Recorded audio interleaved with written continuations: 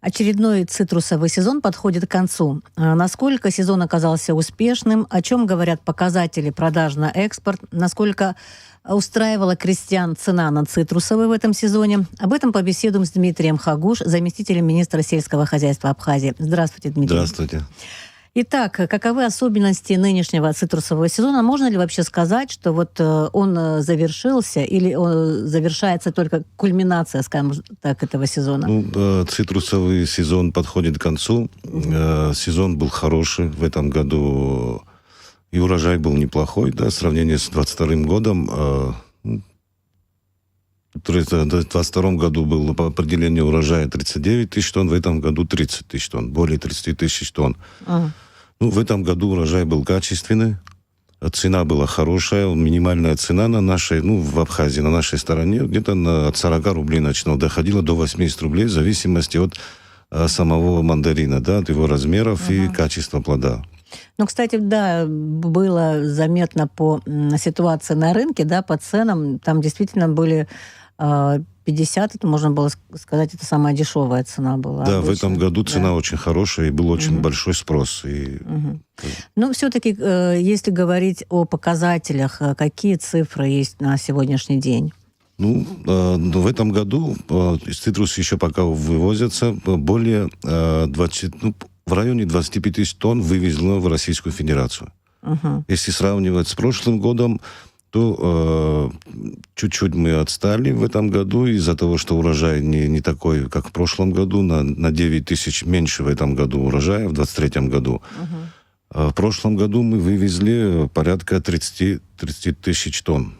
За весь сезон. Да, за весь сезон. Да, за весь, да. Вот смотрите, 28 декабря было сообщение, что Абхазия экспортировала 20 тысяч тонн мандаринов в Россию. То есть остальные 5 тысяч тонн, это буквально после праздников, за Новый год. Это, наверное, достаточно большое количество считается. Или после праздников же обычно идет резко на спад, да? Этот спад был сильнее, чем обычно? Или... Нет, он из года в год он практически одинаковый. Но интерес к продукции еще есть. Конечно, он есть, и не только еще он и будет этот интерес. Это как бы наш бренд, который вообще не нуждается ни в рекламе, ни в чем. Как бы абхазские мандарины всегда в цене и всегда я востребованы. К чему спрашиваю, что обычно так народ к празднику старается там прикупить. У нас-то понятно, у нас все время этот продукт, пока вот он растет и как бы есть. А вообще стараются, чтобы на новогоднем столе это было. Поэтому, я думаю, может быть, интерес ушел какой-то определенный. Основной, так скажем, основной экспорт наших мандарин цитрусовых, он приходится на декабрь месяц. После числа 10-15, вот основное, что вывозится, это вот в этот период, чтобы успеть как раз к праздникам, чтобы люди могли... Действительно, вы говорите о том, что в прошлом году по количеству урожая было больше, да, а по качеству в этом году лучше. И поэтому цена тогда. И цена выше. Да. И это было по, скажем так, в денежном эквиваленте выгоднее, чем, допустим, много, но, допустим, чуть худшего качества. Конечно, да, конечно. Люди больше заработали. То есть даже у них меньше мандарин, но заработали они больше, чем обычно. Думают, что даже заработали больше, чем в прошлом году, вывозя больше мандарин. Но если говорить о качестве мандарин, да, который вы сказали, что в этом году было лучше, на самом деле, вот субъективно мое мнение, они были реально сладкие в этом сезоне, да? Да. То есть обычно там очень много кислых и там кисло-сладких с превалированием кислого вкуса, да? А в этом году реально очень сладкие были. Вот от чего зависит качество? Качество мандарин зависит прежде всего от погодных условий. Да, это чтобы когда нету засухи, когда все вовремя, как бы и дожди, и тепло. И осень была очень теплая, может, из-за этого. И мандарин, вообще цитрусы имеют такую цикличность, они год через год дают хороший урожай. Когда бывает большой урожай, но он мелковатый, потому что как бы много урожая, и растение как бы не успевает его плоды сделать большими. Но если говорить вообще об особенностях этого сезона, что бы вы еще могли заметить нам, отметить? Сезон, особенности. Мы прежде всего, конечно, беспокоимся о том, чтобы люди могли вывозить беспрепятственно. Да? В этом году руководство нашего таможенного комитета очень подготовились, и на границе не было заторов, каких-то очередей, чтобы люди стояли, вот мучались, да, там, как бы организовано было очень хороший сезон цитрусов, именно что касается границы. Ну, это, конечно, большой плюс для сельчан, для нас вообще.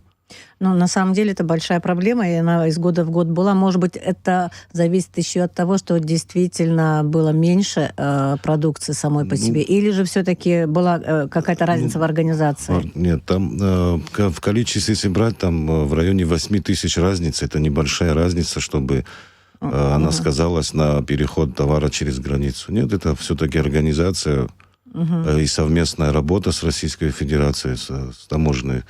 В общем, сделали очень такую организованную работу. Можно ли сказать, что вот эта тенденция как бы сохранится и в будущем? Мы надеемся, конечно, надеемся, он будет все проще и проще. Ну вот что-то изменилось ли в той цепочке, которая включает в себя там сбор, хранение, вывоз, продажу. Вот вывоз мы уже сейчас как раз сказали, там организация в лучшую сторону изменилась. Что еще? Вот с чем была сопряжена вот организация вот этого сезона цитрусового? Ну, в ускорении самих оформлений документов. А что касается там сбора, не знаю, времени, мне просто интересуют особенности. Вот если мы говорим об итогах, да? Ну, если брать у нас в государственном секторе, да, у нас всего 1100 гектаров. Из общего объема производства цитрусов в Абхазии, да, 90% это занимают частные население, которое имеет приусадебные участки, выращивает мандарин. И сбор, я думаю, и цена повлияла. Когда есть хорошая цена, люди стараются побыстрее все собрать, как бы, да, чтобы успеть это все. Все-таки короткое время, да, в продаже мандарин цитрусовых. Тоже один из факторов, то, что был хороший спрос. А была проблема хранения или вот как-то все оперативно в этот раз получалось? Абсолютно. Потому что я знаю, что как бы люди соберут, там, пока там машину ждут, пока они вывезут, должно где-то вот под ящики они там закупают, должно это все какое-то время храниться. Нет, абсолютно не было проблем ни с хранением, ни с сбором, чтобы люди ждали чего. Нет, все как-то в этом году на самом деле сезон получился такой легкий, удачный. И я очень надеюсь, что это принесло очень большую пользу вообще нашему населению. А вот как вы думаете, насколько еще продлится вот сезон? Понятно, что главная его часть уже завершилась, но тем не менее сезон еще идет, и на какую цифру вы рассчитываете вот в итоге, да, по вывозу продукции? Она добавится, может, еще на пару тысяч тонн, это максимум. А так сезон идет даже до весны. Люди возят помимо мандарин еще и апельсины, и лимоны. Да, кстати, вот как с ними? Да. Там какая-то разница? Небольшое количество вывоза апельсинов и лимонов. Они больше к весне, и там не такой большой объем. То есть они позже, да? Да, они позже, как бы, да, вот так вот. А вообще идет экспорт сейчас? Да. Именно апельсинов и лимонов? Лимонов, да. Нет у вас цифр, которые сейчас на данный момент? К сожалению, вот именно вот в разрезе цитрусовых, там, мандарины, лимоны, они когда идут, вот нам присылают еженедельно сводку с таможенного комитета, мы мониторим вывоз цитрусовых. Оно идет общей цифрой, как цитрусовые плоды. Ну вот, кстати, был прогноз, что в этот сезон будет экспортировано около 30 тысяч тонн мандаринов. Дотянет до этой цифры? Возможно, что дотянет. Да. Сейчас уже 25. Уже 25, да. Навряд ли он до 30 дотянет, так как у нас всего ожидаемый урожай 30 тысяч тонн. Из них все равно будет нестандартные плоды, несоответствующие, да, вот, и как бы все равно остаток будет. Если говорить о данных таможенной службы, вот, может быть, есть какие-то цифры или какие-то новые данные, которые можно было, не знаю, прокомментировать? Нет, мы постоянно на связи с таможенным комитетом, и мониторили мы цифры по поводу вывоза, и вот повторимся, да, опять, что в прошлом году было больше урожая, но в этом году вывоз мандарин небольшая разница. Опять же, это связано с ценой, то, что была в этом году цена хорошая. И плюс организация самой работы вообще. Чтобы... То есть там были какие-то новые полосы или что-то такое? Нет, новых полос не было. Просто сама организация проходила очень быстро, и как бы люди не стояли там. Ну да, писали, что в приоритетном порядке эту продукцию как-то пытались пропустить. Да, на границе же отдельная вообще полоса для грузовых машин. Как бы, Ну, что касается... Вот перейдем к той теме, которая предшествует вообще...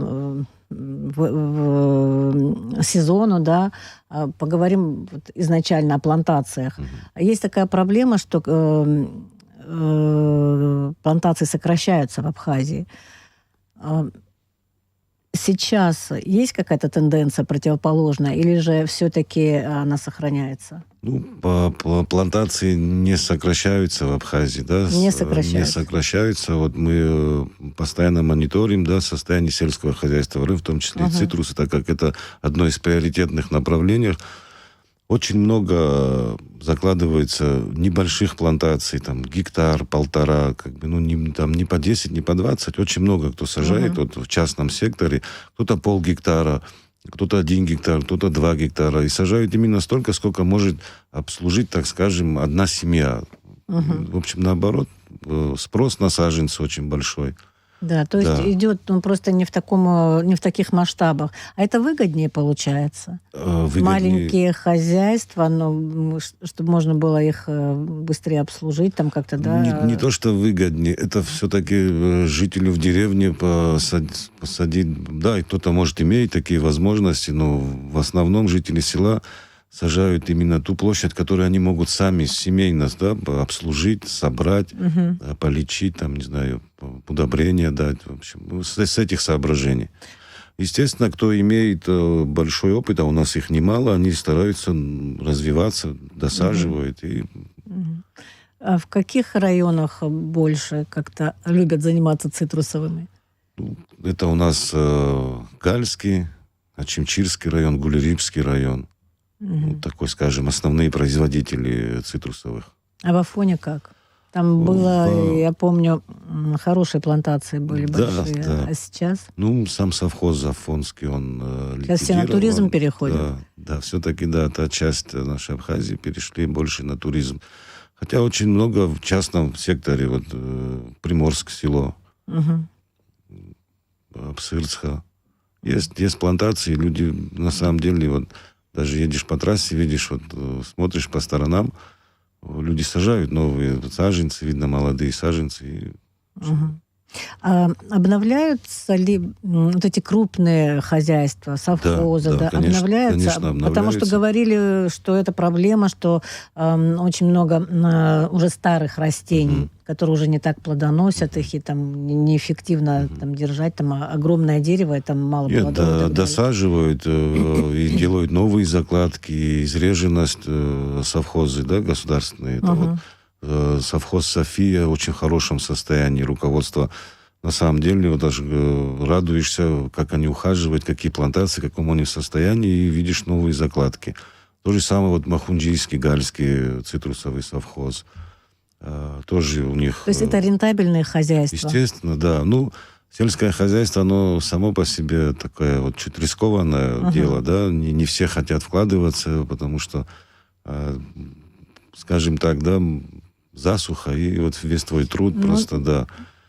Те же мандарины, вот представьте, перед сезоном, да, перед сбором, вот ударит мороз, все и испортил. Большие риски, но тем не менее, вот эти вот, выделю эти два хозяйства, на самом деле очень серьезно к этому подходят. У них и новые закладки, и, в общем, приятно смотреть, на самом деле, на таких хозяйств. Ну, на самом деле у нас тоже специалисты были, они делились своей тревогой о том, что в последнее время вот есть вот эта тенденция, что сложности с продажей были, товар, когда там калибруется, да, или как это называется, каких-то много мелких, то, что не идет на рынок, и перерабатывающих предприятий сейчас у нас нету, да, чтобы можно было переработать то, что нельзя касается, продать. Да, у нас из-за этого якобы люди стали отказываться от вот этой отрасли? Нет, от этой отрасли люди не отказываются. Наоборот, у нас, я не скажу, что прям сильно у нас там развивается все это. Ну,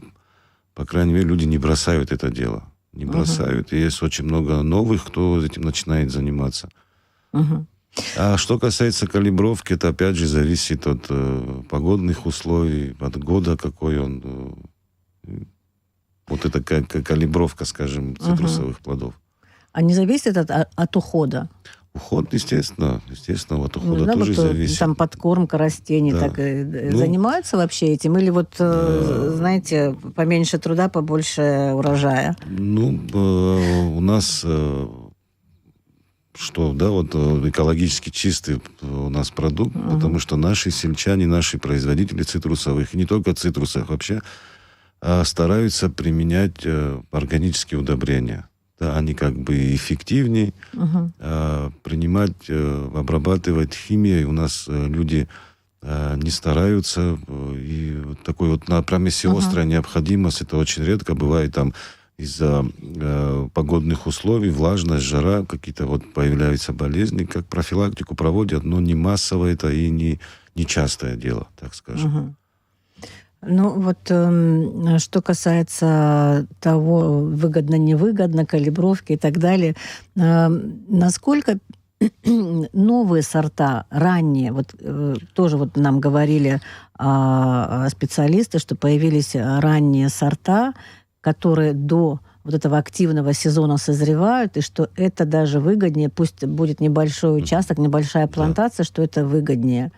А какая сейчас тенденция? Ну, вот люди как-то начали, пошли по этому пути? Да, пошли по этому пути. Очень много и к нам поступают. У нас есть программа, вы в курсе, да, поступают на закладки мандариновых плантаций.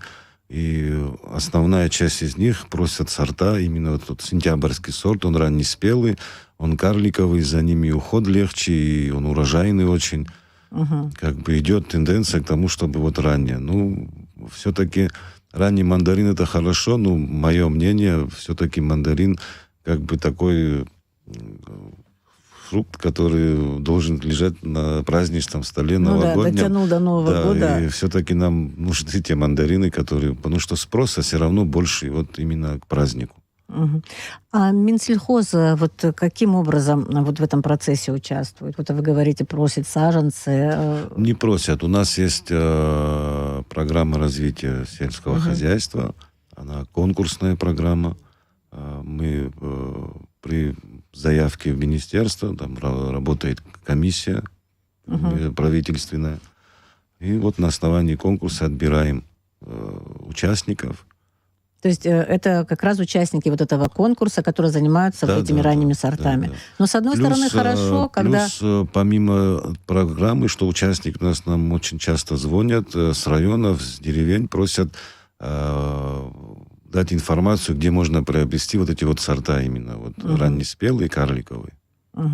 Но это, наверное, тоже хорошо, одно другое, конечно, когда дополняется, конечно, да, когда, вот, допустим, мандарины появятся там в октябре, в ноябре, и, ну, а наш старый, как бы основной фонд, да, он тянет и на праздники, и на послепраздничный период. Это, наверное, хорошо.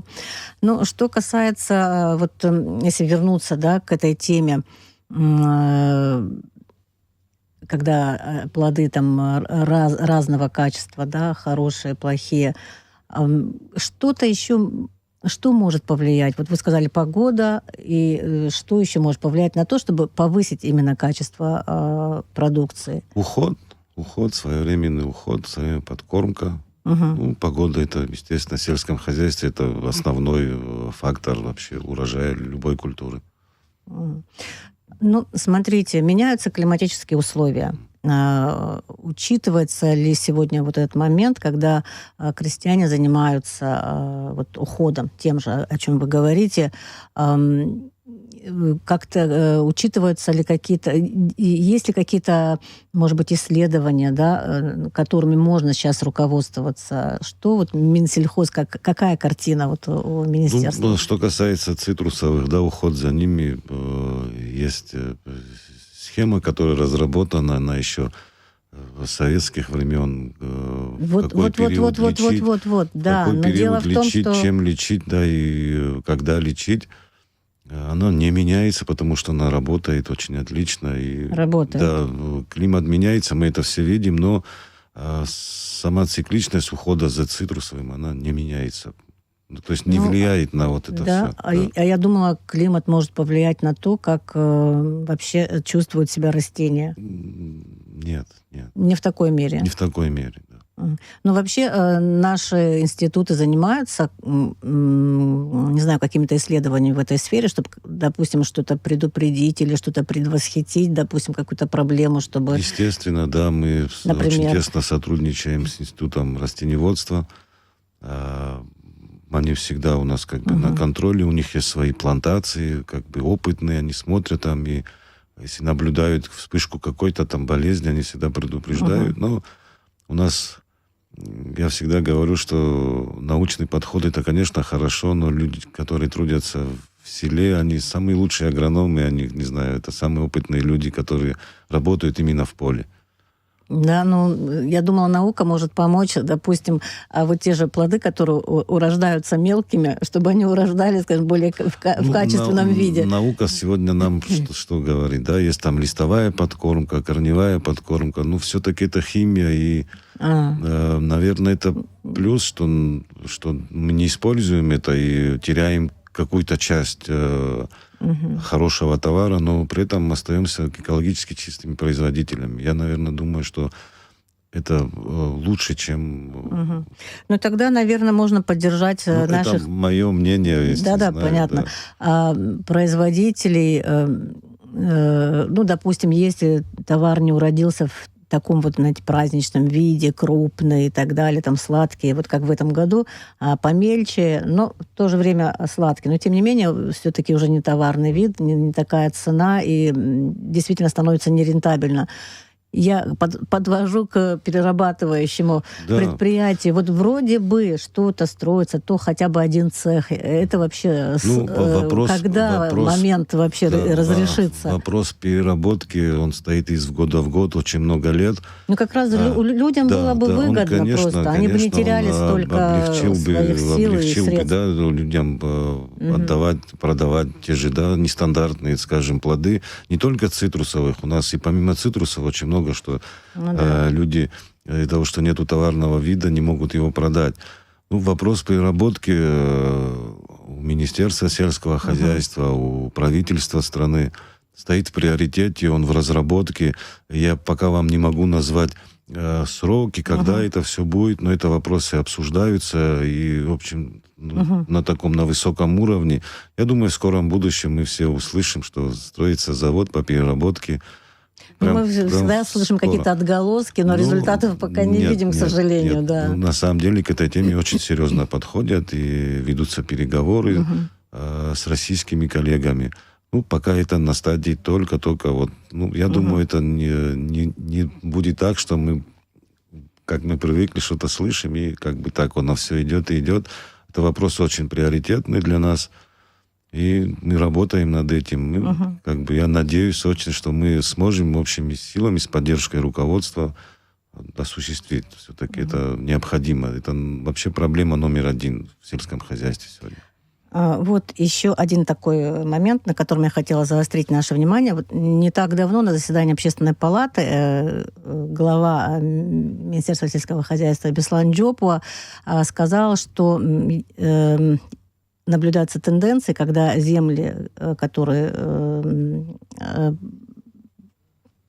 которых расположены цитрусовые сады, передавать по другому назначению. Вот он вышел с такой инициативой, министерство ваше вышло с такой инициативой, чтобы Кабмин запретил перевод земли, на которых расположены цитрусовые сады, из одной категории в другую. Что должна дать эта мера? Почему Минсельхоз решил ее инициировать?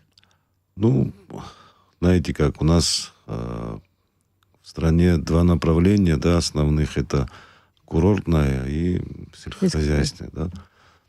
Гостиницы, кафе, бары, это, конечно, хорошо, может даже и рентабельнее, и выгоднее, но все-таки сельское хозяйство, это, прежде всего, это продовольственная безопасность страны. Это накормить население в первую очередь и наших гостей.